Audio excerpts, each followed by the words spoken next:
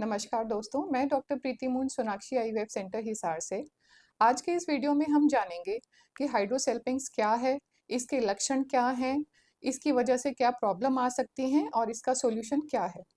Hydrosalpinx एक ऐसी condition है जिसमें फेलोपियन ट्यूब्स या जो नले हैं उनमें किसी इन्फेक्शन की वजह से पानी भर जाता है और पानी भरने या इन्फेक्शन की वजह से उनमें ट्यूब्स बंद हो जाती हैं या रुकावट आ जाती है। तो अगर हम फेलोपियन ट्यूब्स को समझें या इस स्ट्रक्चर को हम समझने की कोशिश करते हैं तो यह बच्चेदानी है। बच्चेदानी के साइड से, एक राइट साइड से और एक लेफ्ट साइड से, दोनों तरफ से एक एक फेलोपियन ट्यूब या नले निकलते हैं।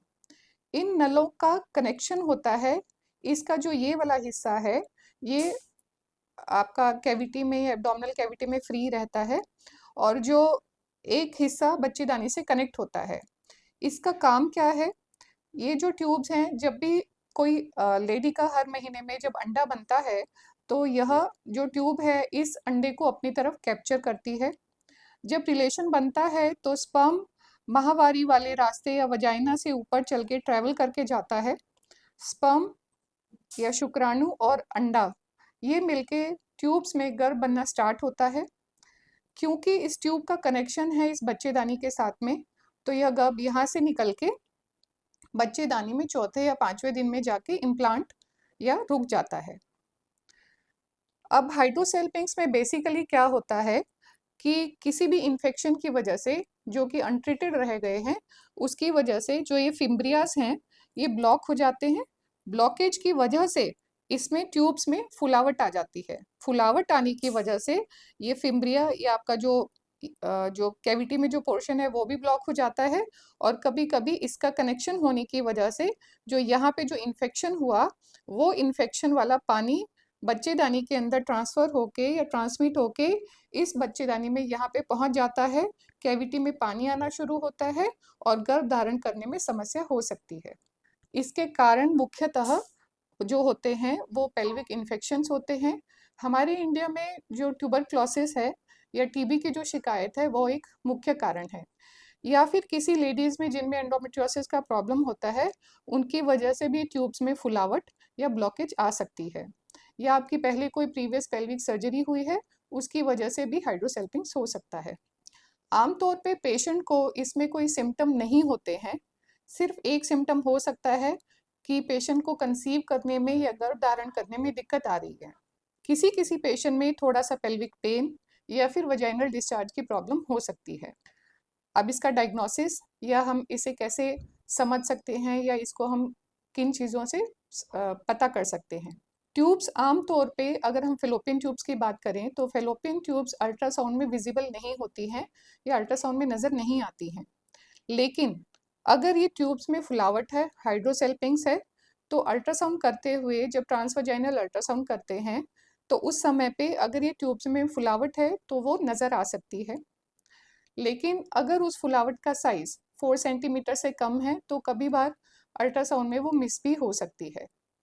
नेक्स्ट इन्वेस्टिगेशन हम लोग कर सकते हैं HSG या फिर हिस्टोसेल्पिंजोग्राफी, जो कि एक तरह का एक्सरे होता है जिसमें बच्चेदानी के नीचे वाले रास्ते से एक डाई डाली जाती है और एक्सरे लिया जाता है। उसमें हम लोग इसको डिटेक्ट कर सकते हैं। अगर अल्ट्रासाउंड पे या हिस्टोसेल्पिंजोग्राफी या HSG में इसका शक लगता है तो इसको कंफर्म करने के लिए हम लोग लेप्रोस्कोपी या दूरबीन से ऑपरेशन भी कर सकते हैं।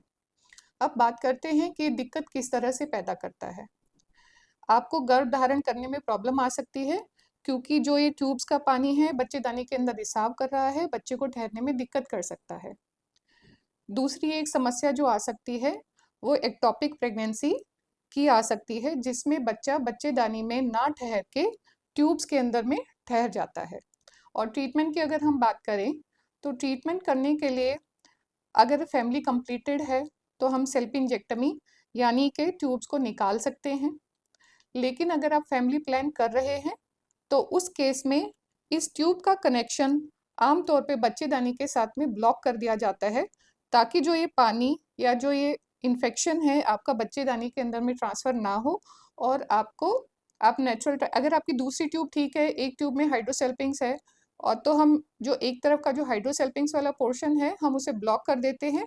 दूसरी ट्यूब अगर आपकी ठीक है तो आप नेचुरली कंसीव भी कर सकते हैं। और एक इम्पॉर्टेंट इसका जो इम्पैक्ट है हाइड्रोसेल्पिंग्स का, अगर आप किसी भी कारण से आईवीएफ पे जा रहे हैं तो ये आप आईवीएफ में आपके फेलियर के चांसेस को बढ़ाता है। रीजन बीइंग बच्चेदानी में वो फ्लूइड का आना। तो हम उसको ट्यूबल क्लिपिंग या कॉर्नुअल कोआगुलेशन का जो ट्रीटमेंट होता है उससे इसका कनेक्शन बच्चेदानी के साथ में बंद कर देते हैं। और एक ट्रीटमेंट जो अवेलेबल है सेल्पिंजोस्टोमी, जिसके अंदर में ट्यूब्स के ऊपर में एक चीरा लगा के उसको दोबारा से सील दिया जाता है। लेकिन आज के टाइम में जब आपके आईवीएफ के सक्सेस रेट्स काफ़ी ज़्यादा अच्छे हैं तो उस केस में सेल्पिंजोस्टोमी या जो चीरा लगाने वाला ट्रीटमेंट है वो लेस पॉपुलर है या उतना ज़्यादा प्रेफर नहीं किया जाता है। उसका एक कारण ये है कि जहाँ पे भी कट लगता है तो वहाँ पे स्कारिंग हो सकती है। उसकी वजह से ट्यूब का जो अपना नॉर्मल फंक्शन है वो प्रॉपर तरीके से हो सकता है कि वो ना करे, और अगेन वो आपकी एक्टोपिक प्रेगनेंसी के चांस को बढ़ा सकता है। तो अगर आपको भी ऐसी कोई दिक्कत आ रही है या आपको भी हाइड्रोसेल्पिंग्स है तो आप हमें नीचे दिए गए नंबर पे संपर्क कर सकते हैं। धन्यवाद।